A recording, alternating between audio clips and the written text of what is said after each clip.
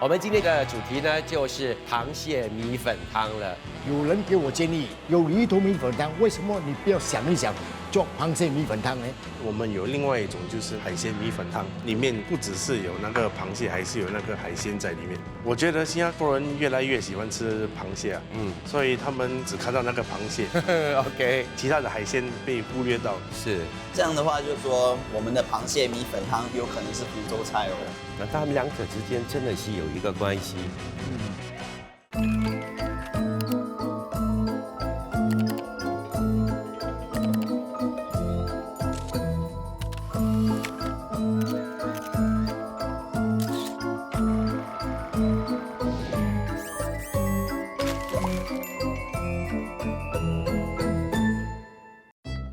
这一集的古早味侦探呢，我们要有一个不同样的呈现方式。一开始呢，我们就要买食材。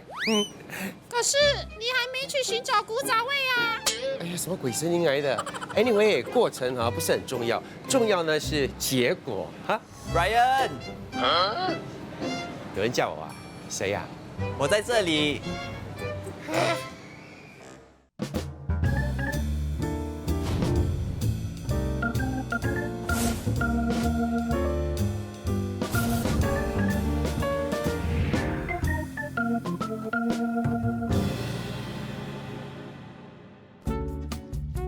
OK，Brian， 这个是特地为你准备的颠覆版本的螃蟹米粉汤。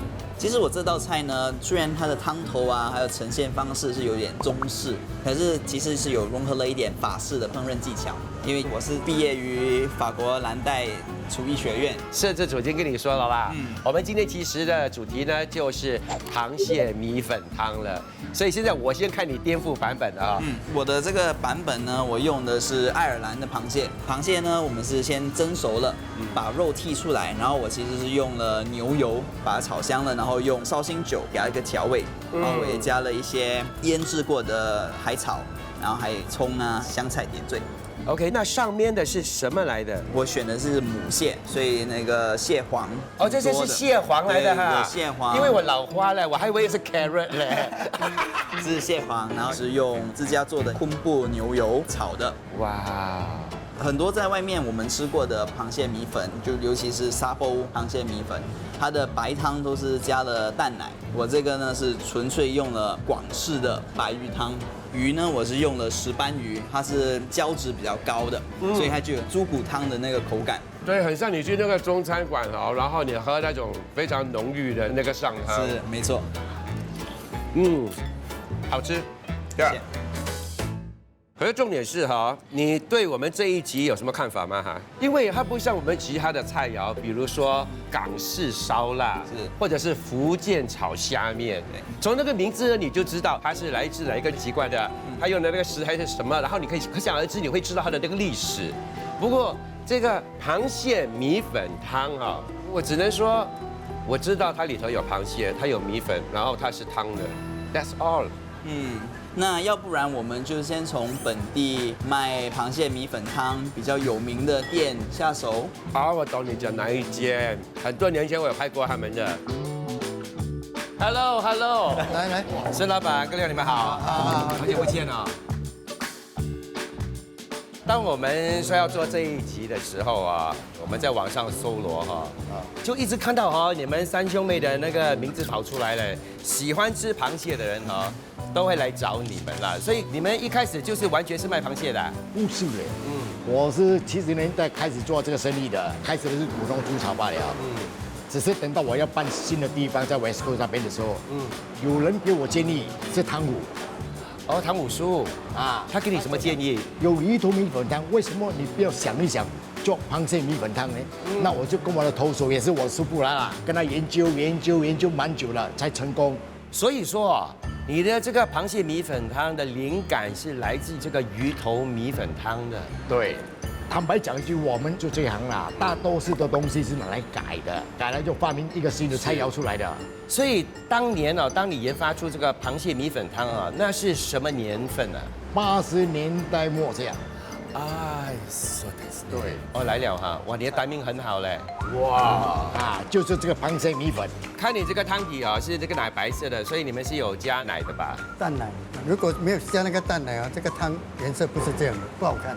那个汤是黑青的，为什么会这样子因为？它跌倒。因为这个螃蟹壳里面有一点膏，高那高煮出来会这样会变一点绿色这样。那你看起来你就不想吃看到你。不好吃的这样。是所以你把那个蛋奶加进去，那颜色就不一样。这样你们也应该是有用一个上汤来做汤底，对吧？对，是怎么样一个上汤呢？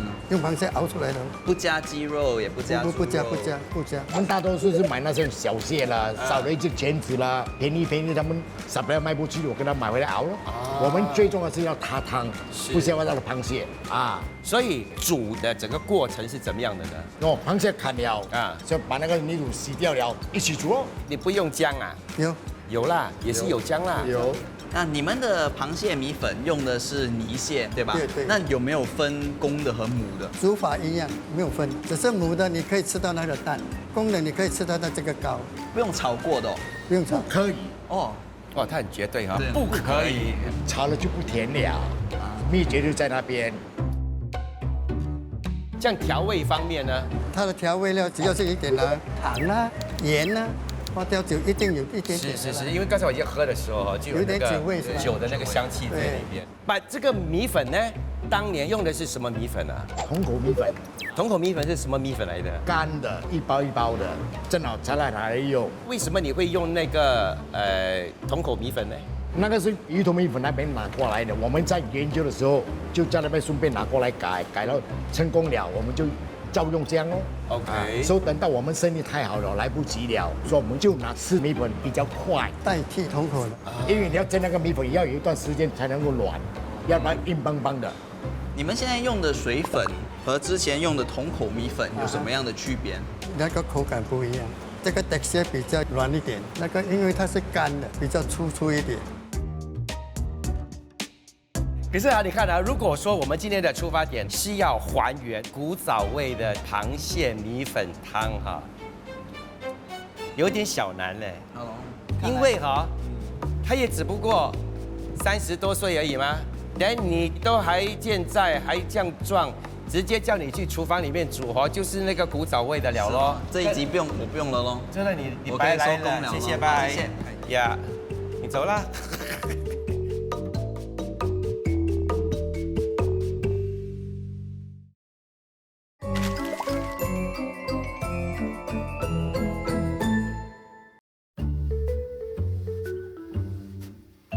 哇 ，Daniel， 你有问题嘞！我已经提早半个小时到了，你比我还要早到啊！当然，因为我知道你要寻找好吃的螃蟹米粉。所以这个就是你要介绍给我延伸版本的螃蟹米粉，对，这是结合了3代人的口味变化出来的螃蟹米粉。是吗？说说看他的3代。我们先说第1代，就是创办人，1950年代从海南过来新加坡，然后他在1970年代呢，在 Old Havelock Road 的 Food Center 做煮炒店，你们去过呢？我有去过，可是那个年代我还没有出世。真的吗？这是没礼貌。真是的。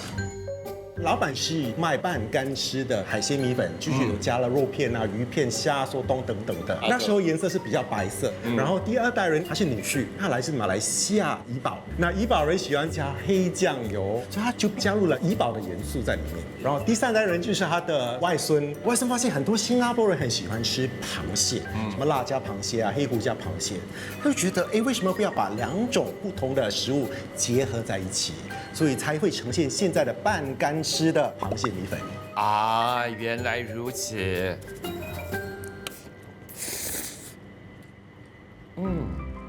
非常不一样的一个味道。因为呢，它这个大葱的那个味道蛮重的，然后又有那个姜的那个香气，它又不像炒米粉那么干。也要说到米粉的重点呢。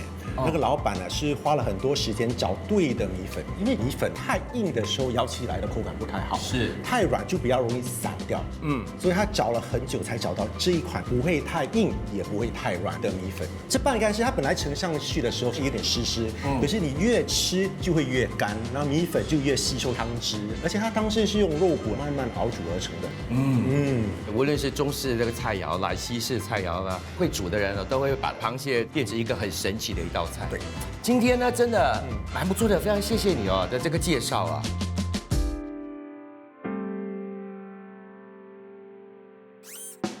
到底这个螃蟹米粉啊，是否是本地原创美食啊？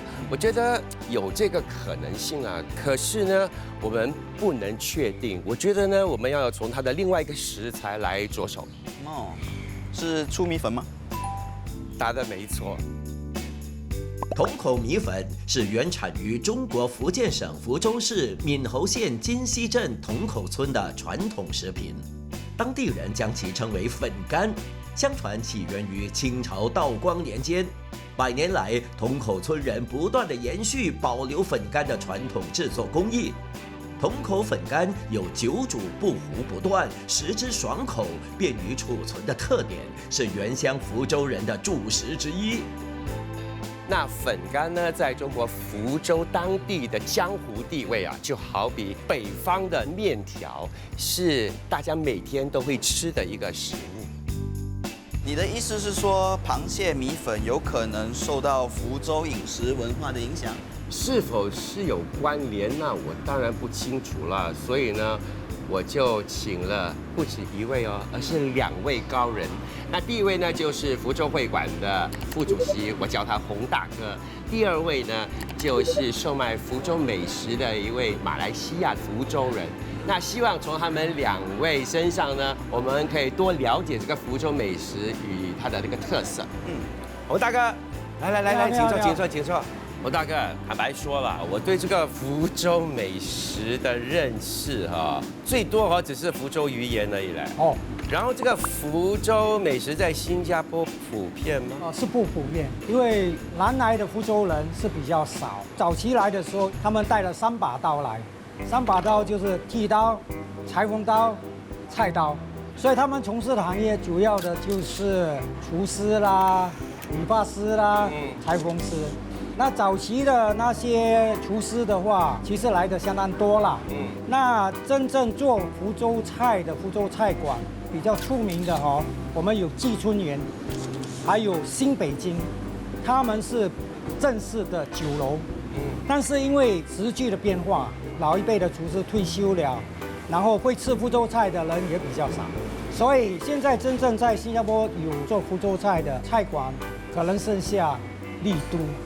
现在是由他第3代的传人在接手。洪大哥，那福州菜有什么特色啊？福州菜有3大特色啦，主要的是福州是福建沿海一带，所以它的海产很丰富，包括螃蟹啦、鱼虾啦，还有贝壳类的食材很多啊，所以福州菜都会用到很多的海鲜。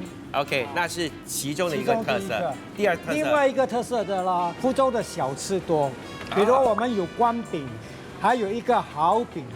第3点的话，福州人喜欢喝汤，我们有福州鱼圆汤，还有另外扁肉燕汤。一般上厨师会把一个鳝汤煮出来，然后加上不同的食材，它的口味就会不同，所以我们就会讲说，一汤会有10变。所以它就是说有变化，就是在这边。嗨 ，Hello， 阿明你好，给我们介绍一下好不好？这个是酸辣高度鱼票海参羹，所以单单是这道菜，它就符合了3大的2大，又是有海鲜，对，然后又是汤汤水水的，所以在福州原乡有这一道菜吗？有。这个每年过节肯定有。这个有经过改良吗？这个没有，这个是家乡味。你说的家乡味是你的家乡还是原乡的？家乡。这个是那边我不懂，因为我从小看我妈妈煮都是这样子煮法。所以你是马来西亚哪里的人啊？我是马来西亚霹雳州的Setiawan。其实他什么人都有，可是主要他们那边讲的话都是福州话。味道还真的比我想象中来的清淡是，然后它不是重口味的，所以福州菜本身是属于重口味的吗？汤的话，一般是比较清淡哦。OK， 我们一定要试这个，因为这个比较接近我们的那个主题了。啊，这个是我以前来新加坡打工的时候，他们炒福建虾面，吃的 OK 啊，我就改良了，放螃蟹咯，拉虾都可以咯。你用的这个米粉是桶口米粉吗？拉萨米粉所以不是用那个粉干呐、不是，那我想知道在原乡啦啊，当地人是怎么的去运用这个粉干呢？粉干的话其实是干的嘛，是所以他们要用的时候会泡水，泡给它软，然后你要有上汤，你加下去就可以了。 OK 调味料的话就包括各式的海鲜哦。所以就是有可能在一碗这个米粉汤里头，你就有很多的不同的海海味鲜啊海鲜所以那个就叫做海鲜米粉汤。，对对对，有螃蟹是吗？是有啊。用的是什么蟹呢不过螃蟹的话，因为福州的螃蟹是一种花蟹来的， OK 因为花蟹产的比较多了，在福州沿海一带。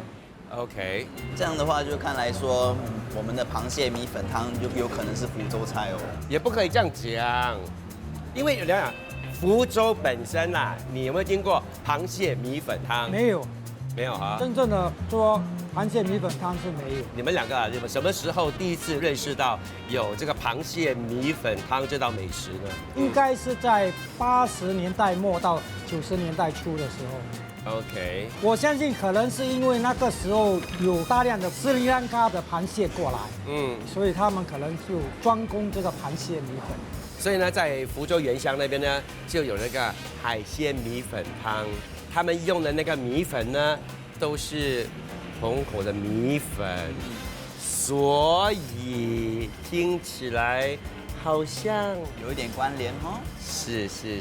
不过我们也不能那么快下定论，我们要再好好的研究一下，或许呢，我们就得去拜访一下你的老朋友哦呀。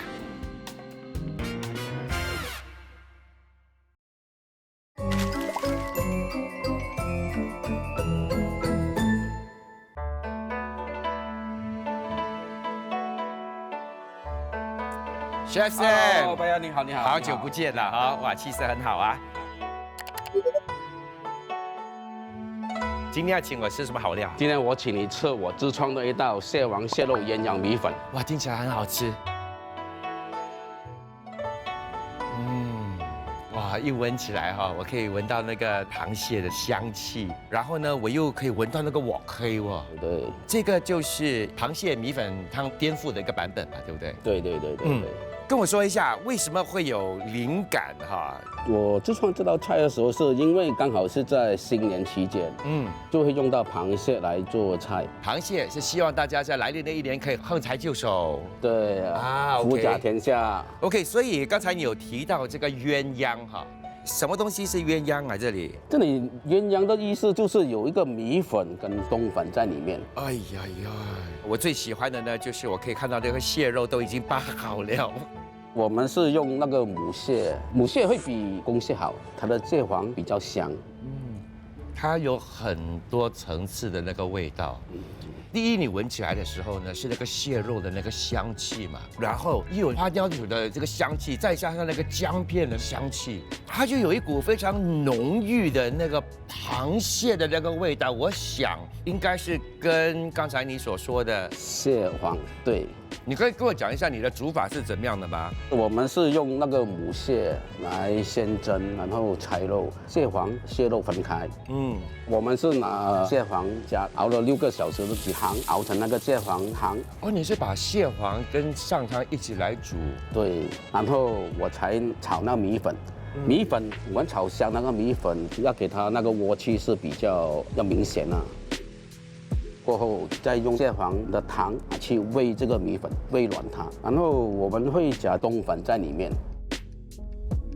煨软它，我们就会拿上来，然后再将这个蟹黄的汤就给它埋芡，放下面，然后米粉再放上去，所以你吃到那个层次会比较不一样。是，而且我觉得呢，你用鸳鸯的这个米粉，这个构思呢很好。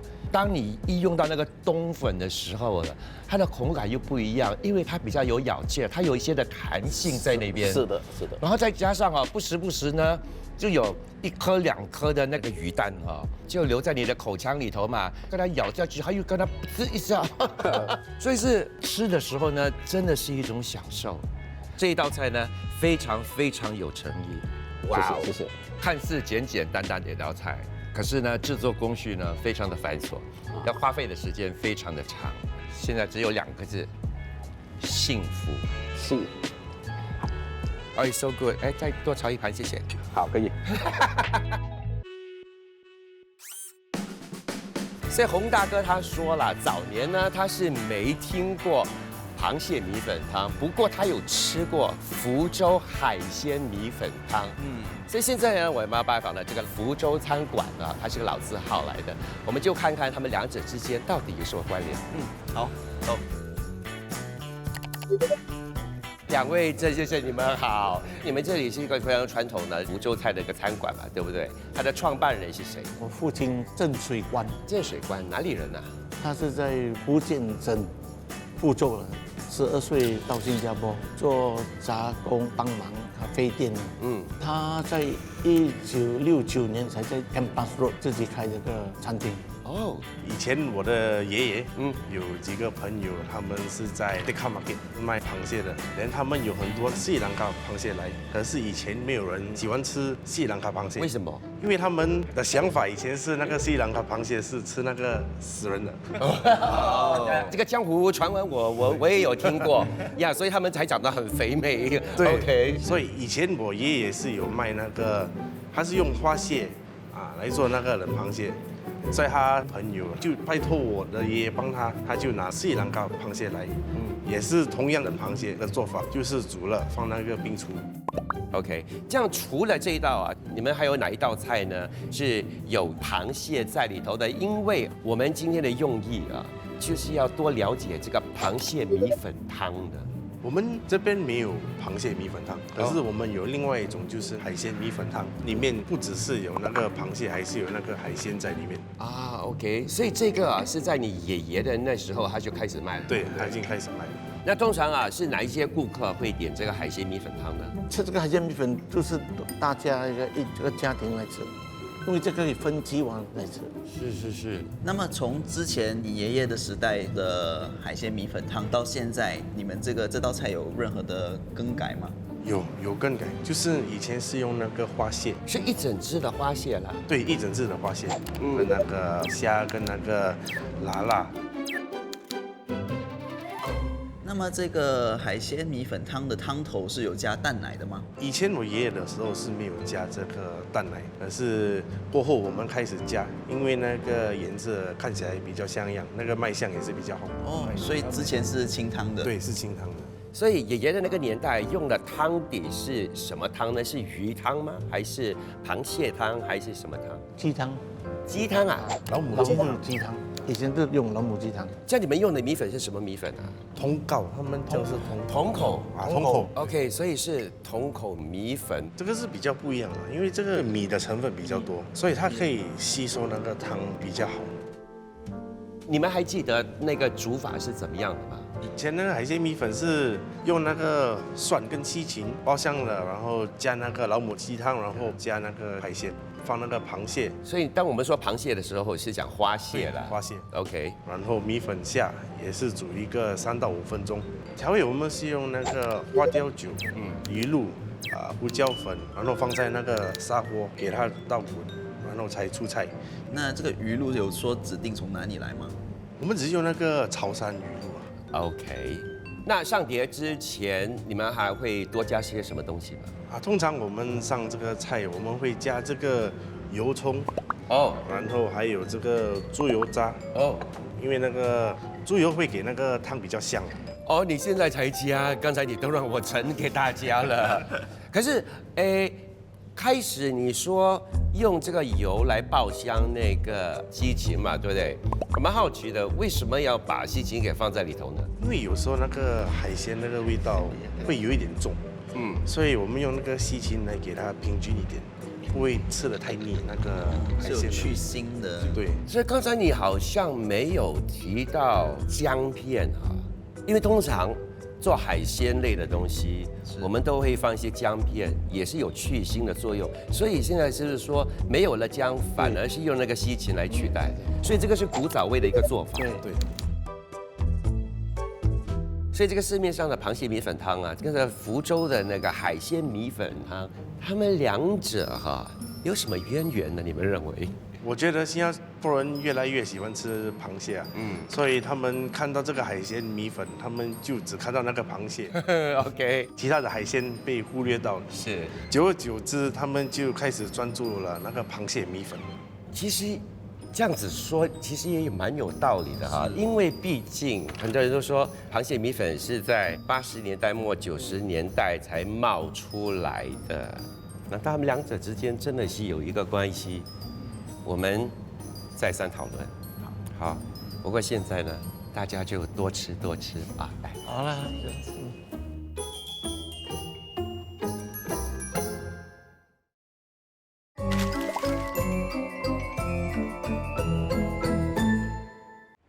我现在呢就要去品尝另外一道颠覆版本的螃蟹米粉汤。你在拍什么 ？Why？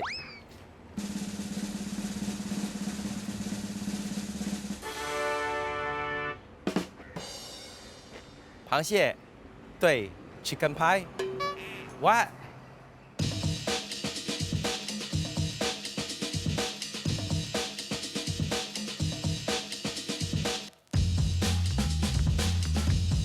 Kelvin 是吗？哎 ，Hello， 嗨，你好，你好。据我所知，你们原本开始是卖那个 chicken pie 的嘛，对不对？在什么样的一个情况之下啊，你们就开始卖这个螃蟹米粉了？啊，其实是我的 uncle 就是 Don，他之前在80年代呢，在一个科技公司里面卖 chicken pie 的。OK。然后他在2000年他就开了一个挺出名的一个 pie shop。OK。然后在2021年的时候呢，我的舅舅就找我来开这间店。可是听你这么一说，他比较出名的好像就是做那个 chicken pie 嘛，对不对？这个螃蟹米粉在什么样的一个情况之下会冒出来的？因为坦白讲chicken pie 螃蟹米粉很没有关联，你知道吗？那时呢，我的舅舅卖 chicken pie 的时候，家人呢还有我呢就会帮忙准备一些材料这些东西。但是我们准备完了之后呢，很晚了，他会做一些菜给我们吃。其中一道菜呢就是螃蟹。然后客人就走过来，就一直问他可不可以做一些螃蟹菜给客人吃呢？然后他就觉得这个 idea 不错，所以可以做的。原来如此。哇 ，Kelvin， 所以这个就是你们颠覆版本的螃蟹米粉汤。对，这个就是螃蟹拉沙。OK， 这个就是 cheese crab。不过你们肯定会有上汤吧，对不对？所以你们的上汤里头有哪一些材料啊？我们的上汤里头呢有南姜，还有扁鱼，还有 A B。OK， 汤里面有加了一些药材，比如说当归所以上汤的就是我们的 main stock，我们就拿来配其他的螃蟹跟海鲜的菜。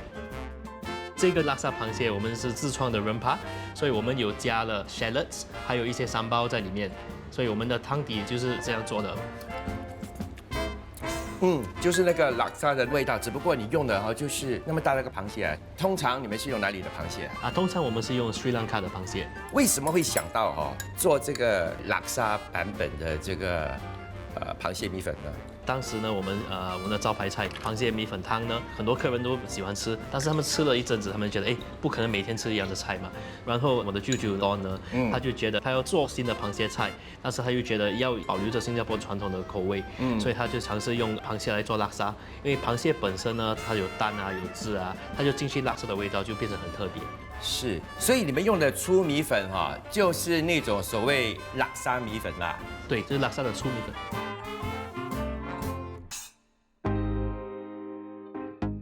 大概7、8年之前，本地呢很少有 cheese 的 dish。我的舅舅 Don 就觉得也可以做一个 cheese 螃蟹，所以他就用3种不一样的 cheese 来做 cheese 螃蟹。哪3种啊？就是这3种啊。第一种就是aged cheddar， 然后第二个就是cheddar， 第3个就是 mozzarella。我们先把那些比较干的料放在油里面炒，炒完之后我们就加蛋就加螃蟹然后 cheese 才是最后放上去的。就是以那道菜的那个温度，然后结合了这些乳酪，它就慢慢的融在里头。对。你的这个乳酪的螃蟹米粉汤如果以视觉来讲的话，那看起来就像市面上所可以吃到的那个螃蟹米粉汤。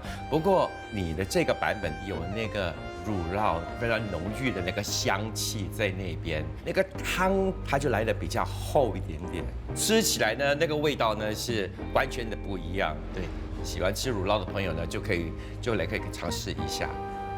哎，继续吃啊 OK 多吃多吃。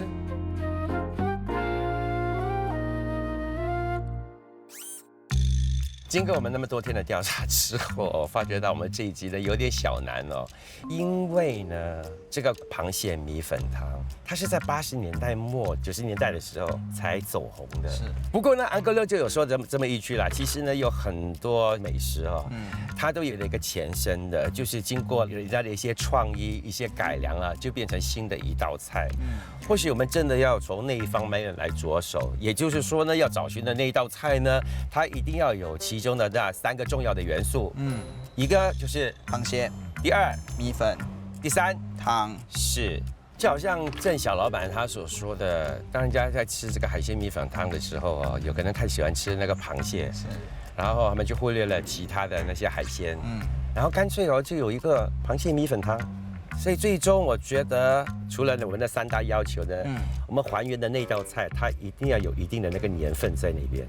那是必须的。或许我们就还原福州海鲜米粉汤。哎，可是郑小老板那边也有海鲜米粉汤啊。对，可是他们现在有的哦，不是那个古早味的吗？他们不是用花蟹吗？哦，是。然后汤里面也是有加蛋奶哦。是。不然就这样子了，我们就做2道 ，OK， 一道是用花蟹，另外一道是用那个泥蟹 ，OK， 这样就可以了。反正就像洪大哥说的嘛，一汤10变哦。就是咯。Anyway， 现在我觉得我们就去买螃蟹，我知道有一个海鲜进口商了，那边可以买得到。好。Jenny， 哎，陆江。所以问你啊，因为新加坡人很喜欢吃螃蟹嘛，那我们在新加坡市场上普遍找得到的螃蟹品种有哪几类？普遍我们有看到的就是米蟹 （mud crab），还有花蟹，然后还有季节性的，就好像大闸蟹啊，还有比较大型的一些螃蟹，如澳大利亚的帝王蟹或者是阿拉斯加蟹。哦，哇哦！所以刚才你所提到的，比如说花蟹啦、泥蟹啊，是从哪里来的？比较近的就如印度尼西亚、越南、菲律宾、泰国等等；比较远的地方就有如斯里兰卡、印度、南非，还有澳大利亚。好，现在我们要谈这个蟹膏跟蟹黄了。好啊。有些人以为里头黄黄的东西就是蟹膏还是蟹黄，公母也分不清。所以现在呢，我们要你来跟我们讲解一下。什么是蟹膏？什么是蟹黄？怎么看哪一个是公的，哪一个是母的？好的，来，我们来看。好，其实那个公的是蛮明显的。那有没有看到它这边尖的，这个就是公的，然后母的呢是圆形的。对，然后这个呢就来考考你们，这是什么？这个是不男不女的。对了，这就是半公母的，所以你可以看到它有点尖，可是它又半圆形，通常是300-400克左右，然后长大就多数是变成母蟹。我们可不可以从螃蟹的外观看它是否有蟹膏还是蟹黄呢？母蟹可以从它的背部和腹部的交界处插一支尖尖的东西，然后按下去就看得到它有没有蟹黄。一般来说的话是会有蟹黄，只是多与少。然后蟹膏呢，就是公蟹才有嘛。那不是每一只公蟹都会有蟹膏，蟹膏就不能从外表看得出来，要煮了以后打开才知道有没有蟹膏。白白有一点像胶原蛋白的那个就是蟹膏啊 ，OK。然后母蟹呢，就是有蟹黄，有人称它母蟹的蛋那就是比较属于橙红色的，那个就是蟹蛋或者蟹黄。OK， 那我们就要选一个泥蟹，然后后面也要花蟹。好的 ，OK， 就这样决定了。可以 ，OK， 拜 ，OK， 拜拜，拜拜。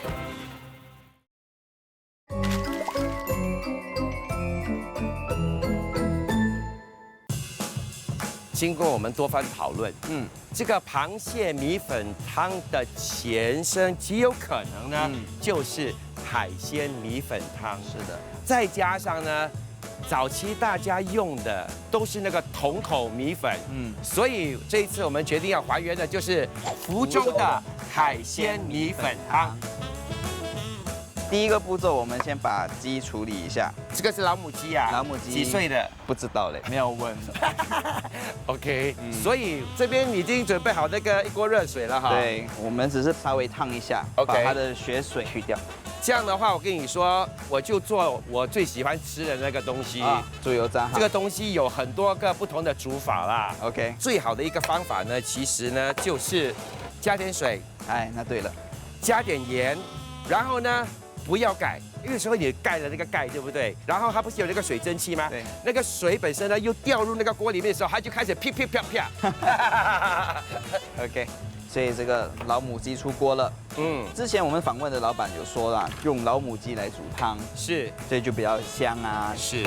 好，然后呢，我们现在就做一些配料。这个 leek 呢，我们就大概切半就好。OK。然后姜，我们只需要差不多这样1块。我跟你讲嘞，比如说你这种姜，你用这样多，对不对？文东姜哈，你用它的那个1半哦，是就够了。可是文东姜不容易买得到嘞，所以哈，你要跟你的附近的 neighborhood 的巴沙，或者专门是卖这种干粮的哈，是他们或许会有，价钱比较高一些，不过那个味道很棒。哎，等一下你也要用这个小红葱的，对不对？啊，这个是炸了之后做成油葱，撒在米粉上面的。OK， 哎，你知道今天还原哈，我们有请了嘉宾的嘞，是没？那为什么要请嘉宾呢？因为有没有发觉到，无论是这个螃蟹米粉汤呢，或者是这个海鲜米粉汤啊，都是一个砂锅的，是，然后就是一群人一起吃的，所以呢，我们就请了几位在这个节目有出现过的那个老朋友，还有新朋友，好，大家一块品尝你的美食。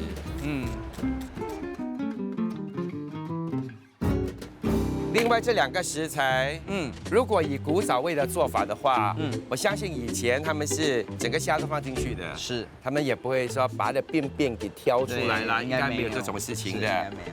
然后这个不是要给它吐沙吗？吐过了，已经吐过了哈，所以这个也搞定了。是，感觉上啊，今天我们在这个厨房哈有点闲空哈，因为汤在那边就煮了啦。对，现在唯一可以做的呢就是一个油葱。是，那个油葱我听说你要很绝，对不对？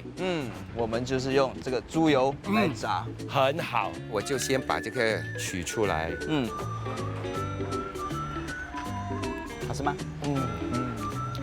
香哦。放那点盐是好的，对不对？对。所以它不单单只是那个猪油渣的那个味道，它带点咸。是。好吃。所以这次呢，我们会做2锅啦。一锅呢是用花蟹，另外一锅呢是用那个泥蟹。对。所以现在我们把泥蟹处理一下吧。好。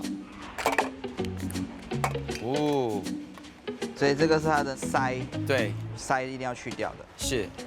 然后前面呢，这个它的嘴巴的部分，我通常也是剪掉的。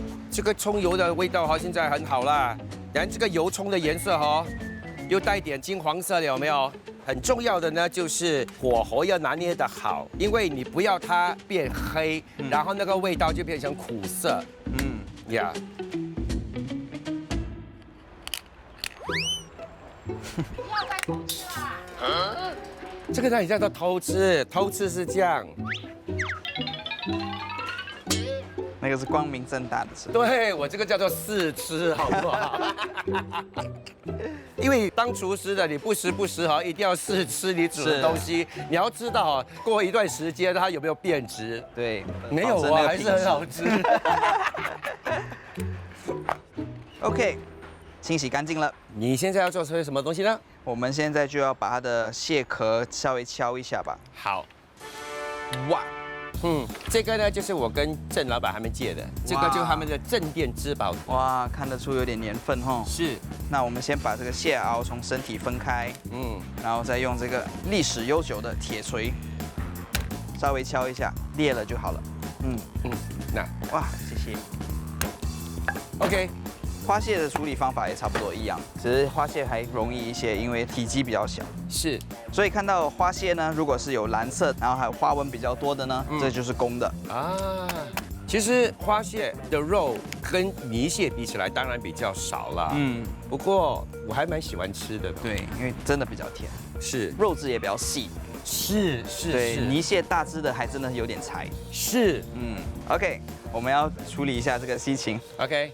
郑老板就说用了这个西芹呢，就有去腥的作用啊。所以等一下我们在煮的时候，你会不会多加1、2片姜进去呢？我觉得没有这个必要吧。所以 anyway， 刚才你的那个上汤里头有加了姜了嘛，对不对？嗯 ，OK。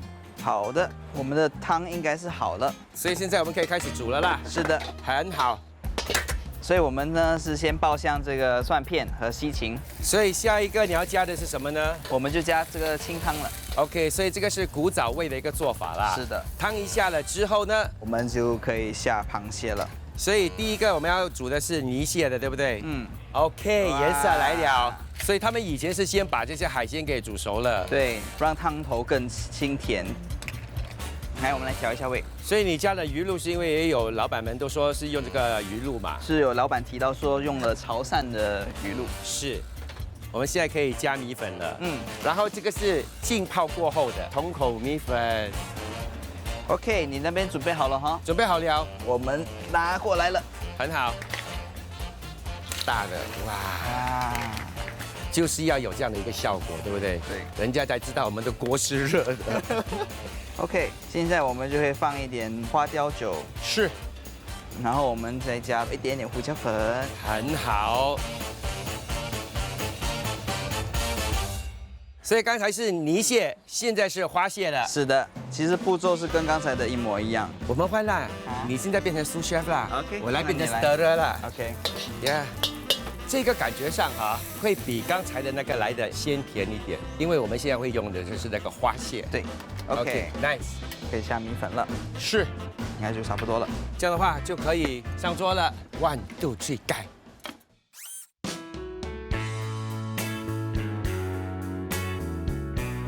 亲爱的朋友们，来，请坐，请坐。好啊。好，今天我跟你们说啊，这一餐呢，我们还原的是什么呢？福州的海鲜米粉汤。那今天呢，除了我们熟悉的洪大哥还有调味之外呢，还有调味的老婆，然后这位呢是调味的妈妈这位呢是 Chef Kai。OK， 我们就来打开先开来啊。OK， 好。我们今天是以非常古早的方式做出这道菜，最主要的呢就是要带出呢就是原食材的那个味道。来，自己来，不要客气，不要客气。来，哎，为什么姐姐你不拿这个花蟹啊？我没有敢。啊？而且它没有什么肉，我喜欢这个慢的，它有肉，而且比较甜。你嘴巴也很甜啊你。调斌觉得怎么样？我觉得可以吃得出那个海鲜很新鲜，然后它的汤底呢，那味道很鲜甜，吃得出很 pure 的一种味道。对，很老实的一种味道，你知道吗？因为它感觉上就很淳朴，然后很家常。真的是好像你们所说的1汤10变，对不对？不过这次我们没有变那么多啦，2变而已啦。呀，所以粉夏有没有吃过这个海鲜米粉汤？你觉得味道怎么样啊？我觉得跟我吃的海鲜米粉汤有点不一样。因为它这个 actually 有一个西芹，I think 很多地方我都没吃过。其实根据其中的一个店家，他们说用这个西芹来减掉那个腥味，呀。好。所以洪大哥觉得那个味道会不会像你 N 年前曾经吃过的这个福州海鲜米粉汤的那个味道呢？味道是相当接近的。这个的话是比较清淡一些了。这个的话味道比较浓厚一些。过去我们在新加坡的话，一般上是吃这个斯里兰卡的螃蟹。所以那个味道有香辣味道差不多接近，所以有那个所谓的古早味啦。有。OK， 80秒。OK， 可以回家。Thank you。所以 Chef， 其实这一集的还原了，我相信跟你看过我们节目的还原有一些点不一样，是有点差别。刚刚开始制作组找我的时候，我还以为我们做的是我们新加坡人习惯的螃蟹米粉汤嘛，所以就有浓郁的白汤头，然后整个肉蟹。然后配着米粉，怎么知道到头来还原的是福州的海鲜米粉汤，然后是清汤的这样子，还挺有趣的。那重点就是呢，今天我们还原这道菜呢，不单单只是还原我们想象中的那个福州海鲜米粉汤，不过我们要还原的也就是它的一种感觉，一种情怀。因为很多人在吃这道菜的时候呢，都是一家庭的，然后还是朋友一块吃的，所以大家一块吃呢，一边聊天，一边吃东西，一边咬螃蟹呢，那种感觉我们也希望可以还原。是的。感觉上有了哈，有没有？有有哈，那你们就开始咬螃蟹了，因为螃蟹我不能咬。